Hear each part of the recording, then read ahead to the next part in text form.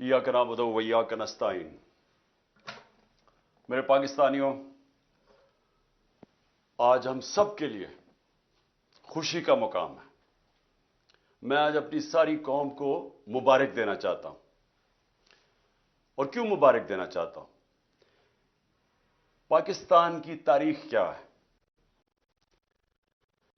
कि बदकिस्मती से हमारा जो इंसाफ का निजाम है उसने हमेशा बजाय कमजोर को ताकतवर से तहफ्फुज देने का, ताकतवर के साथ हमारा इंसाफ का निजाम खड़ा हो जाता है। और वो एक लफ्ज, एक सेंटेंस इस्तेमाल करता है, नजरिया जरूरत, डॉक्ट्रिन ऑफ नेसेसिटी। बदकिस्मती से इस एक जुमले ने पाकिस्तान के अंदर कानून की हुक्मरानी नहीं आने दी, इंसाफ पाकिस्तान में नहीं आया, रूल ऑफ लॉ नहीं आया। अगर एक चीज जिसने इस मुल्क को एक अजीम कौम बनने से रोका, वो है इंसाफ। हमारे मुल्क में इंसाफ हुआ ही नहीं शुरू से। एक फैसला हुआ जस्टिस मुनीर का, और उस फैसले की वजह से पाकिस्तान की जमहूरियत कभी भी उधर नहीं पहुंच सकी जिधर उसको होना चाहिए था, क्योंकि उस फैसले ने नजरिया जरूरत को सामने लाके एक पाकिस्तान का जो आइन है उसकी धज्जियां उड़ा दी। तो देखें, सबके लिए मेरा काम है कि आपकी तरबियत करना। मेरी उम्र यह है कि मैं सारी दुनिया देख चुका हूं। मैंने जो मेरा बार बार आपको एक चीज समझाता हूं कि मेरा तज्जिया क्या है। मेरी सारी जिंदगी का जो तजर्बा है उससे मैंने क्या सीखा है कि मेरे पाकिस्तानियों, अमीर और गरीब मुल्कों के अंदर फर्क ही एक है।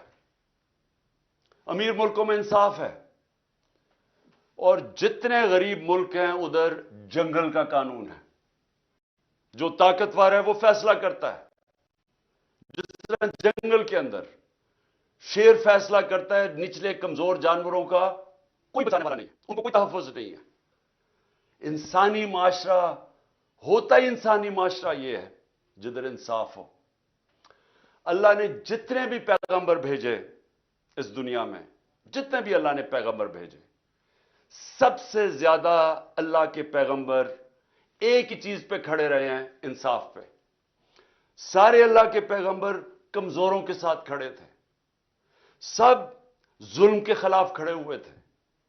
सबकी कोशिश यह थी कि इंसानी माशरे में इंसाफ हो।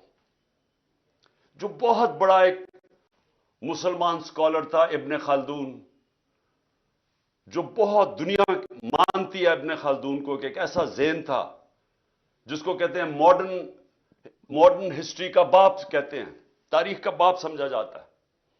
वो कहता है, मेरी जितना भी मेरा तज्जिया है, कुरान पढ़ के मेरा जितना भी तज्जिया यह है कि अल्लाह का हुक्म है कि मेरी जमीन पर इंसाफ कायम करो। और इसीलिए मेरे नबी सल्लल्लाहु अलैहि वसल्लम ने मदीना की रियासत में सबसे पहली चीज अदल और इंसाफ कायम किया। तो मैं आज इसलिए आप सबको मुबारक दे रहा हूं कि पाकिस्तान में हमारा सुप्रीम कोर्ट, जिस तरह का प्रेशर पड़ा है सुप्रीम कोर्ट पे, जिस तरह के हमारे जजेस साहिबान के ऊपर इन्होंने हर किस्म का हरबा इस्तेमाल किया, उनको डराया, धमकाया, ब्लैकमेल करने की कोशिश की, फैमिलीज को बुरा भला कहा, सिर्फ एक मकसद से कि किसी तरह वो भी ताकतवर का साथ दे दे, कि किसी तरह वो खौफजदा हो जाएं और वो जो पाकिस्तान का आइन है उसके साथ ना खड़े हो। तो पाकिस्तान का आइन क्या है? पाकिस्तान का आइन कहता है कि जब भी असेंबलीज डिसॉल्व होंगी, 90 दिन के बीच में इलेक्शंस होने हैं। इसमें कोई शक नहीं है। आपको कोई बड़ा लॉ प्रोफेसर नहीं होना चाहिए, कोई आपको जज नहीं होना चाहिए, वकील नहीं। कोई भी जब सरसरी तौर पे भी पाकिस्तान का 1973 का आइन पढ़ेगा تو اس میں واضح لکھا ہوا ہے کہ جیسے ہی اسمبلیز ڈیزالو ہوں گی 90 دن میں الیکشنز ہونے. جب ہم نے شروع میں جب ہماری گورنمنٹ گرائی گئی تو ہم نے کہا کہ الیکشنز کرواؤ، کیونکہ پاکستان جب تک سیاسی طور پہ استحکام نہیں آئے گا پاکستان معاشی طور پہ ڈوبتا جائے گا. تو ہمیں ان کے نون لیگ کے بڑے بڑے سربراہوں نے، لیڈرز نے کیا کہا؟ ان کی سوشل میڈیا پہ چلے جائیں، ان کی سٹیٹمنٹس پڑھ لیں. انہوں نے کہا جی اپنی گورنمنٹس ڈیزالو کرو، اپنی گورنمنٹس ڈیزالو کرو اگر آپ الیکشن چاہتے ہیں. ہم نے اپنی گورنمنٹس ڈیزالو کر دی. قانون کے ماہرین سے ہم نے پوچھا کہ کیا کوئی گنجائش تو نہیں قانون میں کہ ایک دفعہ گورنمنٹ ہم ڈیزالو کریں گے تو 90 دن کے اندر الیکشنز ہوں گے؟ کوئی گنجائش تو نہیں اس میں؟ سارے ماہرین نے کہا کہ کوئی گنجائش نہیں. ہم نے اپنی گورنمنٹس ڈیزالو کر دی.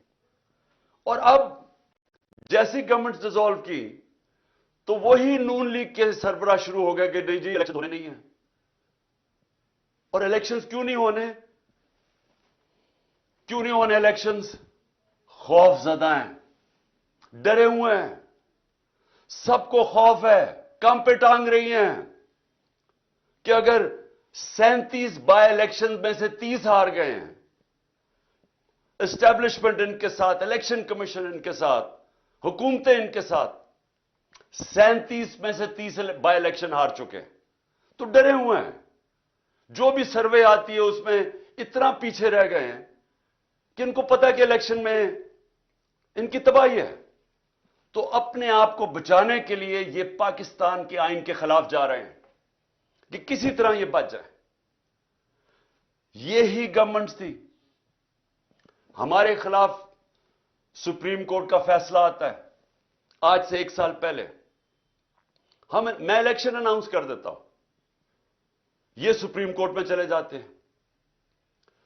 اس سے زیادہ چیز، جمہوری چیز کیا کہ اب عوام کو فیصلہ کرنے دو. جب انہوں نے ہماری گورنمنٹ گرائی، عوام کو فیصلہ کرنے دو. آکشن سے گورنمنٹ نہ بنے کہ آپ ضمیر خریدیں پولیٹیشنز کے، ان کو 20-20 کروڑ روپے دے کے ان کے ضمیر خرید کے گورنمنٹ گرائیں. ہم نے کہا الیکشن کرواؤ، عوام کو سلیکٹ کرنے دو. لیکن یہی جج بیٹھے ہوئے تھے تب، اور انہوں نے فیصلہ کیا کہ نہیں، ہم نے غلط گورنمنٹ گرائی ہے. انہوں نے شہباز شریف کو بحال کروا دیا. اور آج گورنمنٹ اس سپریم کورٹ کے سو موٹو فیصلے کی وجہ سے آج بنی ہوئی ہے. اب آج وہی سپریم کورٹ سو موٹو لیتا ہے اور وہ فیصلہ کرتا ہے 90 دن کا الیکشن. اور اب یہ سارے کھڑے ہو گئے اور اب پارلیمنٹ میں ریزولوشن، کیبنٹ فیصلے کر رہی ہے کہ ہم مانتے نہیں ہیں سپریم کورٹ کا فیصلہ. جب فیصلہ ہمارے ساتھ ہے تو ٹھیک ہے، جب سپریم کورٹ ہمارے خلاف فیصلہ کرے تو ان کے بچوں کو، ان کو، فیملیز کو برا بھلا کہو، بلیک میل کرو. یہ مافیاز ہیں.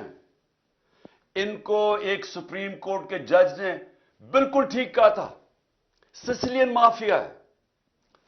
جو آپ بیٹھے ہوئے ہیں، مافیا کی اگر آپ کو مطلب نہیں سمجھ، وہ کیا ہے مافیا؟ مافیا وہ ہوتا ہے، وہ جب اپنے کام کروانے کے لیے یا تو لوگوں کی قیمت لگاتا ہے، ضمیر کی، ان کو خریدتا ہے، رشوت دیتا ہے، جو یہ شریف اور زرداری 30 سال سے کر رہے ہیں، یا یہ رشوت دیتے ہیں، اور یا پھر ان کو بلیک میل کرتے ہیں، دھمکیاں دیتے ہیں، ان کو خوف زدہ کر کے ان کو راستے سے ہٹاتے ہیں. مافیا اس طرح آپریٹ کرتا ہے. اور یہ بھی وہی کر رہے ہیں کہ جب انہوں نے دیکھا کہ سپریم کورٹ کا جج اور ججز ان کی بلیک میل میں نہیں آئے تو ہر قسم کی ان کے اوپر اٹیک کیا. 1 سال پہلے ہم خوش نہیں تھے جب سپریم کورٹ کا فیصلہ ہمارے خلاف آیا. آپ میری ساری سٹیٹمنٹس دیکھ لیں. تکلیف صرف مجھے تھی کہ رات کے 12 بجے عدالتیں کھلی، صرف اس کی تکلیف تھی. باقی ہم نے سپریم کورٹ کا فیصلہ تسلیم کیا، کسی جج کو برا بھلا نہیں کہا، بلکہ کوشش کی کہ ہماری عدلیہ کی رسپیکٹ ہو پاکستان میں. کیونکہ میں تو 27 سال پہلے جب اپنی جہاد شروع کی تھی اس کا نام تھا انصاف کی تحریک. اس کا مطلب ہے رول آف لا، قانون کی حکمرانی. یہ 27 سال پہلے شروع کی تھی. جس طرح میں نے شروع میں کہا، میری زندگی کا تجربہ تھا کہ جب تک ہمارے ملک میں انصاف کا نظام، قانون کی حکمرانی نہیں آتی، ہم اسی طرح ہی ہاتھ پھیلائے ہوئے دنیا کے سامنے پھرتے رہیں گے. میں ایک بار بار مثال دیتا ہوں، میں پھر سے آپ کو دینا چاہتا ہوں کہ دیکھیں، انصاف پہلے، خوشحالی بعد میں. مدینہ کی ریاست میں نبی صلی اللہ علیہ وسلم نے پہلے انصاف قائم کیا، پھر خوشحالی آئی. آپ کے سامنے پاکستان کی میں صرف مثال اس لیے دیتا ہوں کہ انصاف کے انڈیکس کے اندر، یعنی جو دنیا میں کن ملکوں میں کتنا کتنا انصاف ہے، اس کا بنا ہوا ہے، ایک ٹیبل بنا ہوا ہے. دنیا میں سب سے زیادہ جس ملک میں انصاف ہے، رول آف لا ہے، وہ ہے ڈنمارک. ڈنمارک 140 ملکوں میں نمبر 1 ہے. پاکستان 140 ملکوں میں 129 نمبر پہ ہے. وہی ڈنمارک، اس ڈنمارک کے اندر اوسط آمدنی، یعنی ایک ایوریج آمدنی اس ملک میں وہ کتنی ہے؟ $66,600. پاکستان میں اوسط آمدنی $1,600 پہ ہے. ہمارے پاس وسائل مقابلہ ہی نہیں آپ کر سکتے ڈنمارک کے مقابلے میں جو ہمارے ملک میں وسائل ہیں. لیکن ادھر دیکھیں خوشحالی اور ہمارا حال دیکھیں. تو اس پاکستان کے اندر یہ جو سپریم کورٹ کا فیصلہ آیا، یہ اس لیے خوشائن ہے کہ ہم اس طرف جا رہے ہیں، قانون کی حکمرانی کی طرف. اور یہ جو مافیا ہے یہ اب پوری طرح کھڑا ہوا ہے کہ نہیں جی، کیونکہ فیصلہ ہمیں پسند نہیں ہے، کیونکہ الیکشنز میں ہمیں شکست ہوگی، لہٰذا ہم آئین کے خلاف جانے کے لیے تیار ہیں، لیکن ہم سپریم کورٹ کا فیصلہ نہیں مانیں گے، ہم آئین پہ نہیں چلیں گے. اور والدین ان کے باہر بیٹھے ہوئے ہیں، یعنی کہ دونوں کے والد، ایک دبئی میں ہے، ایک لندن میں بیٹھا ہوا ہے، مفرور، سزا یافتہ، جھوٹ بول کے پاکستان سے گیا کہ میں علاج کروانے جا رہا ہوں. جو پرائم منسٹر ہے اس نے کوئی ایفیڈیوٹ دے کے گیا supreme court, Lahore high court میں کہ جی علاج سے کے بعد واپس آ جائے گا، وہ بھی جھوٹ نکلا. وہ بیٹھ کے ملک کے فیصلے کر رہے ہیں. یہ 30 سال سے یہ جو دو لوگ، جو دو خاندان کے سربراہ ہیں جو اس ملک کے فیصلے کر رہے ہیں، میں سب سے پہلے یہ پوچھتا ہوں کہ ان کا پاکستان میں سٹیک کیا ہے؟ یعنی ان کو کتنی پاکستان کی درد ہے؟ جب تھوڑی سی مشکل پڑتی ہے باہر بھاگ جاتے ہیں، جب اپوزیشن میں ہوتے ہیں باہر بھاگ جاتے ہیں. وہ جب جیل میں جانے لگا نواز شریف دونوں دفعہ ڈیل کر کے باہر بھاگ گیا. اور اب باہر بیٹھ کے یہ فیصلے کر رہے ہیں کہ سپریم کورٹ کا کون سا فیصلہ یہ مانیں گے اور کون سا نہیں مانیں گے. اور یہ ساری قوم دیکھ رہی ہے.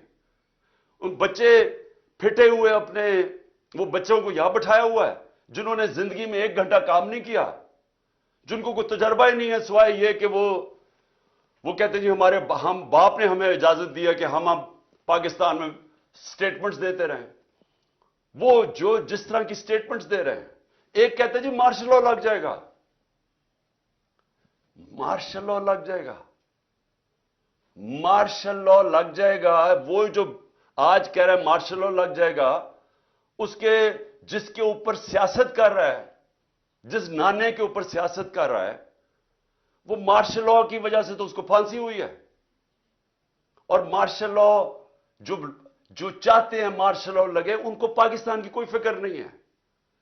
یہ اور دوسرا جو لندن میں بیٹھا ہے، ان کا کوئی سٹیک پاکستان میں نہیں ہے. ان کا مقصد ایک ہے کہ کسی طرح ان کا جو NRO انہوں نے لیا ہے، جو انہوں نے چوری کی 30 سال سے دولت بنائی ہے، وہ کسی طرح بچ جائے. ان کا انٹرسٹ وہ بچانا ہے.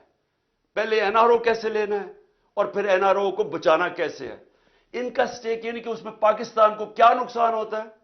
مارشل لا لگ جاتا ہے या पाकिस्तान का आइन तबाह होता है, या पाकिस्तान की सारे निजाम तबाह कर देते हैं, ताकि पाकिस्तान की पार्लियामेंट की हैसियत खत्म हो जाती है। जब ऑपोजिशन ही नहीं है तो पार्लियामेंट की तो हैसियत खत्म हो गई।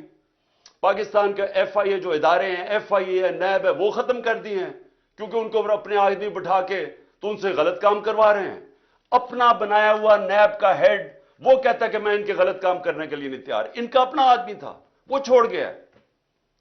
वो पुलिस वाले ऊपर वो बिठा दिए, जिसने इस्लामाबाद का जो IG है, इसको सजा होने वाली थी सेफ सिटी के ऊपर लाहौर में, जो इसने पैसे चोरी किए थे, उसको बिठा के IG बना दिया। वो लोगों को लेके आ रहे हैं, इसलिए नहीं कि पाकिस्तान की बेहतरी है, इसलिए कि इनको कैसे फायदा पहुंच सकता है, मुखालफिन को कैसे दबा सकते हैं, मुल्क में अपना कंट्रोल कैसे कर सकते हैं, किस तरह इलेक्शन में धांधली करवा सकते हैं। कोई और पाकिस्तान का इंटरेस्ट नहीं है। पाकिस्तान को तो इंटरेस्ट है कि इदारे मजबूत हो। ये इदारे इसलिए कमजोर करते हैं कि कमजोर इदारों से ये फायदा उठाते हैं ताकि कोई पकड़ ना सके इनको। FIA को, जिसमें शहबाज शरीफ का 16 अरब का केस था, वो खत्म कर दिए। वो जो सारे गवाह थे, 4 गवाह मर चुके हैं, इन्वेस्टिगेटर मर चुका है, डॉक्टर रिजवान। तो ये इनको पाकिस्तान से इंटरेस्ट नहीं है, इनका इंटरेस्ट हर किस्म की, ये पाकिस्तान के इंटरेस्ट के ऊपर कॉम्प्रोमाइज करेंगे अपने आप को बचाने के लिए। तो वो फैसले कर रहे हैं पाकिस्तान के आज, और वो पाकिस्तान के आइन के ऊपर और पाकिस्तान की सुप्रीम कोर्ट के ऊपर पूरी वारदात कर रहे हैं कि किसी ना किसी तरह ये इलेक्शन से बच जाए। मैं आज जो इनकी जो कोशिशें हैं, वो मैं जो नुकसान पहुंचाने वाली कोशिशें पाकिस्तान की, वो आपके सामने लाना चाहता हूं। सबसे पहले तो ये कि सुप्रीम कोर्ट की तकसीम कर रहे हैं, कोशिश कर रहे हैं कि सुप्रीम कोर्ट के अंदर दरार पड़ जाए ताकि इनको फायदा हो जाए, मुल्क को फायदा नहीं, इनको फायदा हो जाए। यही जब 99 के अंदर हुआ था, जस्टिस सजाद अली शाह का जो सुप्रीम कोर्ट को इन्होंने अटैक किया था, तब भी इन्होंने सुप्रीम कोर्ट को तकसीम किया, इसलिए कि एक चीफ जस्टिस फैसला कर रहा था नवाज शरीफ के कंटेम्प्ट केस पे। उस चीफ जस्टिस को डंडों से पहले भगाया और फिर रिश्वत देके उसको चीफ जस्टिस को फारग किया। अब फिर कोशिश कर रहे हैं सुप्रीम कोर्ट पे, और हम दुआ करते हैं अल्लाह से कि हमारा सुप्रीम कोर्ट मुल्क के भले के लिए यह इकट्ठा रहेगा और यह आइन के ऊपर खड़ा रहेगा। हम ये दुआ करते हैं। और इनका दूसरी क्या कोशिश है कि जो मुल्क की सबसे बड़ी जमात है उसके बीच में और पाकिस्तान के इस्टेब्लिशमेंट इदारे, फौज के इदारे के बीच में फासले बढ़ाए जाएं, मिसअंडरस्टैंडिंग क्रिएट की जाए, किसी ना किसी तरह आपस में ये दो टकरा जाएं। इनको ये नहीं फिक्र कि पाकिस्तान में ये हो चुका है एक दफा। जब 1970 में जो पाकिस्तान की सबसे बड़ी पार्टी जब इलेक्शन जीत गई, तो तब भी यह किया गया था जाती मफादात के लिए। उस सबसे बड़ी पार्टी को फौज के साथ टकरा दिया उन लोगों ने जिन्होंने जाती फायदे अपना सोचा था, और पाकिस्तान टूट गया था। आज भी वही कोशिशें हो रही हैं, मुल्क की खातिर नहीं, इनको अपनी जात के लिए ये पूरी तरह कोशिश कर रहे हैं कि आपस में हमारा कोई टकराव हो, किसी तरह यह तासुर दिया जाए कि जनाब फौज है पीछे इसके, जो कि तहरीक इंसाफ के खिलाफ जो पूरी कार्रवाइयां हो रही हैं। जो भी हमारे खिलाफ होता है, पुलिस जब हमारे खिलाफ कार्रवाई करती है तो पुलिस वालों से पूछते हैं, वो कहते हैं जी हमें पीछे से हुक्म आया है। मेरी जो JIT बनी, जिन्होंने मुझे कत्ल करने की कोशिश की, JIT का जब रिकॉर्ड तो खत्म कर रहे थे, जब JIT की जो फाइंडिंग्स थी उसको खत्म कर रहे थे, तो जब उनसे पूछे, वो कहे जी हमें उधर से ऊपर से हुक्म आया है। जो मेरे घर के ऊपर हमला हुआ, वो कहते जी पीछे से हुक्म आया है। जो जुडिशियल कॉम्प्लेक्स में मेरे ऊपर पूरी तरह तैयार किया हुआ था मारने का या जो भी पकड़ के ले जाने, अगवा करने का, उनसे पूछा, उन्होंने कहा जी पीछे नामालूम अफराद थे। जो भी हो रहा है इस वक्त, کیسز ہیں 143 کیسز میرے اوپر, وہ کہتے ہیں جی پیچھے سے ہے. تو یہ جان کے کیا جا رہا ہے, اپنے آپ کو بچانے کے لیے ملک کو تقسیم کیا جا رہا ہے, اپنی ذات کے لیے کسی طرح ان کے این آر او ان کا بچ جائے اس کے لیے, اور الیکشن نہ ہو اس کے لیے پوری کوشش کر رہے ہیں کہ سب سے بڑی پارٹی اور اس کے بیچ میں جو پاکستان کی اسٹیبلشمنٹ اس کے بیچ میں نفرتیں بڑھتی جائیں. کیا اس میں ملک کا فائدہ ہے؟ کیا کوئی بھی پاکستان کا سوچے گا وہ چاہے گا یہ ہو؟ یہ چاہیں گے کیونکہ ان کا, پھر سے میں کہتا ہوں, ان کا پاکستان میں کوئی سٹیک ہی نہیں ہے. جب اربوں ڈالر باہر پڑا ہے, پراپرٹیز باہر پڑی ہیں, ان کی بزنسز باہر ہیں, ان کی شاپنگ باہر ہے, ان کا رینز, ان کی چھٹیاں باہر ہیں, ان کی سرجریز باہر ہیں ملک سے, ان کو کیا انٹرسٹ ہے کہ پاکستان میں کیا ہو؟ جب سے یہ آئے ہیں میرے پاکستانیوں, جب سے یہ آئے ہیں یہاں 1 سال ہو گیا, ڈالر کے مقابلے میں جو ہمارا روپیہ گرا ہے وہ 105 روپے گر چکا ہے. یعنی اگر آپ کے بینک کے اندر سال پہلے اگر آپ 100 روپیہ پڑا تھا تو اس کی خریدار کی جو قیمت رہ گئی ہے وہ صرف 65 روپے رہ گئی ہے. آپ کی جو دولت ہے اس کے اندر 100 میں سے 35 روپے غائب ہو گئے ہیں. ان کو کیا فرق پڑا ہے؟ ان کو تو ڈالروں میں پیسے پڑے ہوئے ہیں. تو یہاں تو ساری قوم کی دولت میں کمی ہوئی, لیکن ان کے تو اضافہ ہو گیا. ان کی جو دولت ہے وہ ڈالرز میں, ان کے تو 35 روپے کا اضافہ ہو گیا. قوم غریب ہو گئی, یہ ان کو فائدہ ہے. تو ان کا کیا انٹرسٹ ہے پاکستان میں؟ اس طرح ہی جو ہماری معاشی حالات ہیں, کبھی پاکستان میں تو نہیں, مجھے تو نہیں یاد کہ لوگ آٹے کی لائنوں پہ کھڑے ہیں. 20 سے زیادہ اوپر اموات ہو چکی ہیں لوگوں کی آٹوں کی لائنوں کے اندر. اس طرح یعنی آٹا بھی اگر ڈسٹریبیوٹ کرنا تھا تو اس طرح لوگوں کو ذلیل کر کے کرنا تھا. کورونا کے دوران 14,000 روپیہ ہم نے دیا خواتین کو. آپ ابھی سے تصویریں دیکھ لیں, ان کو اسکولوں میں بلاتے تھے, باعزت طریقے سے ان کو بٹھاتے تھے, بینک وہاں بیٹھا ہوا تھا, ادھر سے ان کو کیش دیتے تھے. نہ کوئی لڑائی, نہ کچھ, نہ جھگڑا, وہ عزت سے آتے تھے, عزت سے جاتے تھے. یہ تو لوگوں کو ذلیل کرنا ہے. اور اس سے کیا ٹھیک ہو جائے گا حالات؟ جب آٹے کی قیمت, جب 1 کلو آٹا 55 روپے کلو تھا 1 سال پہلے, وہ آج کنٹرول ریٹ 115 روپے پہ ہے, اور آج مارکیٹ کے اندر 155 روپے کلو پہ بک رہا ہے. تو جب یہ حالات ہوں گے تو کیا تھوڑی آٹے کی بوریوں سے لوگوں کے حالات ٹھیک ہو جائیں گے؟ کیا جو تنخواہ دار طبقہ ہے, کیا جو تنخواہ دار طبقہ ہے پاکستان کا, جن کی جو مہینے کی تنخواہ تھی, پہلے بھی مشکل حالات تھے, ہمارے دور میں بھی مشکل اس لیے تھے کہ دنیا کے اندر ایک کرائسس آیا ہوا تھا جو کرونا کی وجہ سے, لیکن اس کے باوجود پھر بھی گزارا تھا لوگوں کا. لیکن جو یہ اب ہمارے زمانے میں مہنگائی 12% تھی, آج 36% ہے, 3 گنا زیادہ مہنگائی ہے. تو جو تنخواہ دار طبقہ وہ تو تباہ ہو گیا ہے, اور آگے کوئی ہوپ بھی نہیں ہے. آگے یہ بھی نہیں نظر آ رہا کہ کوئی طریقہ ہے, ان کے پاس کوئی روڈ میپ ہے ان کے کیا, کیسے یہ اب ملک کو اس دلدل سے نکالیں گے. اور اسی لیے میں اپنی اسٹیبلشمنٹ کو بھی کہتا ہوں کہ مجھے یہ بتا دیں کہ اکتوبر کے یہ جو الیکشنز جا رہے ہیں اس میں پاکستان کا کیا فائدہ ہے.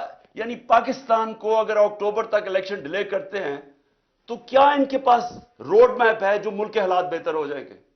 آج کہتے ہیں جی ہمارے پاس پیسہ نہیں ہے الیکشن کروانے کا, تو دن بدن معاشی حالات تو بگڑ رہے ہیں, تو اکتوبر میں کدھر سے پیسہ آئے گا؟ آج کہتے ہیں جی ہماری سیکیورٹی اتنی اچھی نہیں ہے, تو اکتوبر میں سیکیورٹی کیسے اچھی ہو جائے گی؟ میرے پاکستانیوں, یہ سمجھ جائیں کہ جو آج حالات ہیں, جب تک الیکشنز نہیں ہوں گے یہ حالات مزید بگڑتے جائیں گے. الیکشنز کیوں ضروری ہیں؟ الیکشن سے سیاسی استحکام آتا ہے. الیکشن سے جب یہ پتا چلتا ہے کہ 5 سال تک گورنمنٹ آ گئی ہے تو اس کے اوپر اعتماد آ جاتا ہے. لوگ اگر سرمایہ کاری کرنی ہے تو وہ تب کریں گے جب ان کو نظر آئے کہ 5 سال تک ابھی گورنمنٹ بیٹھی ہے, پالیسیز یہ رہیں گی. لیکن اگر ان کو اعتماد ہی نہیں ہے, ان کو یہ نہیں پتا کہ اگلے مہینے کیا ہونا ہے, 3 مہینے کے بعد, 6 مہینے کے بعد کیا ہونا ہے, اکتوبر کے بعد کیا ہونا ہے, تو کون پیسہ, کیا سرمایہ کاری اندر پاکستان یا باہر سے کون کرے گا؟ تو یہ تو ایک بند گلی کے اندر پاکستان کو لے کے جا رہے ہیں, اور صرف اپنے مفادات کے لیے, الیکشن سے بھاگنے کے لیے. تو میں آخر میں اپنی ساری قوم کو آج یہ پیغام دینا چاہتا ہوں. دیکھیں, اگر یہ آئین سے پیچھے ہٹے, اور یہ جو ابھی ہمیں ان کے نظر آ رہی ہے ان کی نیت, الیکشنز نہ کروانے کے لیے انہوں نے کوئی بھی کوشش کی, سپریم کورٹ کے فیصلے کے خلاف گئے, آئین کے خلاف گئے. ساری قوم کو میں آج کہہ رہا ہوں کہ ہم سب نکلیں گے. ابھی سے آپ اپنی تیاری کریں, کیونکہ اب اگر ہم نہ نکلے تو اور چھوڑے, اللہ معاف نہیں کرے گا ہمیں, کیونکہ اوپر والے کا حکم ہے کہ حق اور انصاف کے لیے کھڑے ہو. اللہ کا حکم ہے کہ آپ کے ملک میں انصاف ہوگا تو آزاد ہوں گے. دیکھیں, آزادی کیوں, آزادی کے لیے جب انسان جدوجہد کرتا ہے اور وہ اس کی جان چلی جاتی ہے تو اس کو شہید کہتے ہیں. پیغمبروں کے بعد سب سے بڑا رتبہ شہید کا ہے. تو کتنی بڑی اللہ نے ہمارے پہ فرض کیا ہوا ہے کہ آپ انصاف کے لیے, اپنی آزادی کے لیے جدوجہد کریں, اور ہماری بہتری کے لیے اس نے کہا ہے. ہم اگر یہ جو ناانصافی کرنے جا رہے ہیں اور یہ جو کوشش کر رہے ہیں کہ دھمکیاں دے کے کسی نہ کسی طرح سازشیں کر کے کسی نہ کسی طرح الیکشن سے نکلیں, اور اگر ہم نے ان کو کامیاب ہونے دیا تو نہ اللہ معاف کرے گا, نہ تاریخ ہمیں معاف کرے گی, نہ آپ کی آنے والی نسلیں آپ کو معاف کریں گی. کیونکہ انصاف ہے, آئین ہے تو انصاف ہے, کیونکہ آئین بتاتا ہے کون سے قانون پہ ملک چلتا ہے. قانون آپ کی بنیادی حقوق کی حفاظت کرتا ہے. قانون بتاتا ہے کہ پاکستان میں ملک میں چلنا کیسے ہے. تو جب اگر آئین ہی نہیں ہے تو پھر تو جنگل کا قانون ہے, پھر تو طاقتور فیصلہ کرے گا کہ کون سی آئین کی شک اس نے ماننی ہے اور کون سی اس نے مسترد کرنی ہے. پھر تو طاقتور کا قانون ہو گیا جو کہ جنگل کا قانون ہے. اس لیے میرے پاکستانیوں, آپ نے میری کال کی انتظار کرنی ہے. انہوں نے اگر آئین کے اوپر نہ چلے, میں آج آپ کو سب کو کہہ رہا ہوں, یہ آپ سب پہ فرض ہے. میں اپنے نوجوانوں کو کہہ رہا ہوں, میں اپنی خواتین کو کہہ رہا ہوں, میں اپنے بزرگوں کو کہہ رہا ہوں, میں اپنے بچوں کو کہہ رہا ہوں کہ جب تک آپ نے اپنے انصاف اور آزادی کے لیے جدوجہد نہ کی, ہمارے ملک کا کوئی مستقبل نہیں ہے. میں انشاءاللہ پوری آخر تک اپنے ملک کے آئین کے ساتھ کھڑا رہوں گا, کیونکہ میں پھر سے بتاؤں, میری جہاد آج سے 27 سال پہلے تھی انصاف کے لیے. اور میں آپ کو یہ بتا دوں کہ اس ملک کا صرف اب مستقبل ایک راستے پہ, صاف اور شفاف الیکشن ہو, ایک حکومت عوام کے مینڈیٹ سے آئے, عوام کے مینڈیٹ سے آ کے پھر وہ اصلاحات کرے جو ابھی تک پاکستان میں نہیں ہوئی. کیسے جوڈیشل ریفارمز ہوں, governance reforms, civil service reforms, ہماری گورنمنٹ کارپوریشن جو اتنا نقصان کر رہی ہیں ان کو ریفارم کریں, ہم رول آف لا قائم کریں, ہم سب کو طاقتور کو قانون کے نیچے لے کے آئیں. یہ سب سے بڑی ریفارم ہے. ہم ہر ریفارم کریں کہ ایک ملک میں لیول پلینگ فیلڈ ہو, انصاف کے سامنے سب ایک برابر ہوں. اور میں آپ کو یقین دلاتا ہوں کہ اسی کے بعد پاکستان اٹھے گا. اور وہ اٹھے گا کیسے؟ سب سے پہلے بیرون ملک پاکستان میں سرمایہ کاری کریں گے. 1 کروڑ بیرون ملک پاکستانی ہے, جو ان کے پاس ڈالرز ہیں. سارے پاکستان میں کم ڈالرز ہیں 22-23 کروڑ لوگوں کے, جو صرف 1 کروڑ لوگوں کے پاس ڈالرز ہیں. وہ لوگ وہ جیسے پاکستان میں انویسٹمنٹ کریں گے, جس وقت وہ پاکستان میں انویسٹمنٹ شروع کریں گے, ہمارا یہ ڈالر کا مسئلہ حل ہو جائے گا. ہم جو اس وقت سارا وقت کبھی کہاں پیسے مانگتے پھر رہے ہیں, یہ مسئلہ تب حل ہوگا جب اپنا پہلے ہم ملک کا نظام ٹھیک کریں اور اس کے بعد ایک وہ ماحول بنائیں جس میں سرمایہ کاری ہو. اور وہ سرمایہ کاری کے ماحول کے اندر جو سب سے پہلے اس ملک میں سرمایہ کرے گا وہ بیرون ملک پاکستانی ہے. پھر باہر سے سرمایہ کاری ہوگی. ہندوستان اور چائنا یہ دونوں جب ان کی جب ترقی شروع ہوئی تھی تو سب سے پہلے انہوں نے ماحول بنایا تھا کہ ان کے اپنے لوگ جو باہر بیٹھے ہوئے تھے, ہندوستان سے لوگ باہر, جو چائنا سے لوگ باہر پہلے انہوں نے اپنے ملک میں سرمایہ کاری کی تھی, پھر دنیا سے سرمایہ کار آئے تھے. ہمارا اس وقت سب سے بڑا مسئلہ یہ ہے کہ 140 ملکوں میں سے پاکستان کا رول آف لا یعنی انصاف کے نظام میں ہم 129 ہیں. جب ہم 129 رہیں گے تو یہاں سرمایہ کاری کوئی نہیں کرنے لگا. وہی پاکستانی جا کے دبئی میں پراپرٹی لے لیتے ہیں, وہی پاکستانی بزنسز دبئی میں کرتے ہیں, امریکہ, انگلینڈ, یورپ چلے جاتے ہیں. صرف 20,000 پاکستانیوں نے دبئی میں 10.4 ارب ڈالر کی پراپرٹی خریدی ہوئی ہے. صرف 20,000 پاکستانیوں نے 10.4 ارب ڈالر. آئی ایم ایف سے ہم 6 ارب ڈالر کے پیچھے اب ہر چیز ماننے کے لیے تیار ہے. اور امریکہ کے اندر صرف 16,000 جو پاکستانی امریکن ڈاکٹرز ہیں ان کی نیٹ ورتھ 200 ارب ڈالر ہے. وہاں لاکھوں پاکستانی ڈاکٹرز ہیں, اب پاکستانی ہیں, Pakistani American. 10 top Pakistani American businessman ان کی ورتھ 25 ارب ڈالر ہے.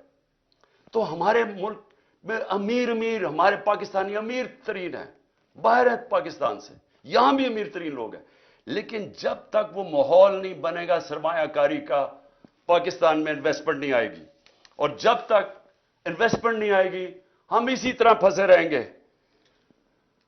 ہم اسی طرح پھنسے رہیں گے جو آج ہم کبھی کہاں پیسے مانگتے ہیں اور کبھی کسی کو سے جا کے بھیک مانگتے ہیں اور اپنی عزت بھی کھو بیٹھتے ہیں. خوددار وہ خوددار ملک جو کہ علامہ اقبال کی سوچ تھی, جو قائد اعظم ہمارے خوددار لیڈر تھے, وہ بنانے کے لیے سب سے پہلا قدم رول آف لا ہے, قانون کی حکمرانی ہے. میں آخر میں یہ آپ کو بتا دوں کہ ہم سب الیکشن کی تیاری کر رہے ہیں. ہم نے اپنی الیکشن کی تیاری شروع کر دی ہے. کل سے میں جتنے بھی اپنے آہستہ آہستہ سب جو ٹکٹ کے ایسپیرنٹس ہیں, جو کینڈیڈیٹس ہیں, ان کے کل سے میں انٹرویو شروع کرنے لگا ہوں. اور انشاءاللہ 10 دنوں تک میں پورے ٹکٹس فائنلائز کر لوں گا, کیونکہ ہم پوری الیکشن کی تیاری کر رہے ہیں. اور اپنی قوم کو بھی میں کہتا ہوں آپ نے بھی پورا الیکشن کی تیاری کرنی ہے. اور ہم نے کسی صورت کوئی بھی انہوں نے کوشش کی الیکشن سے بھاگنے کی, ہم ساری قوم ان کو بھاگنے نہیں دے گی. پاکستان زندہ باد.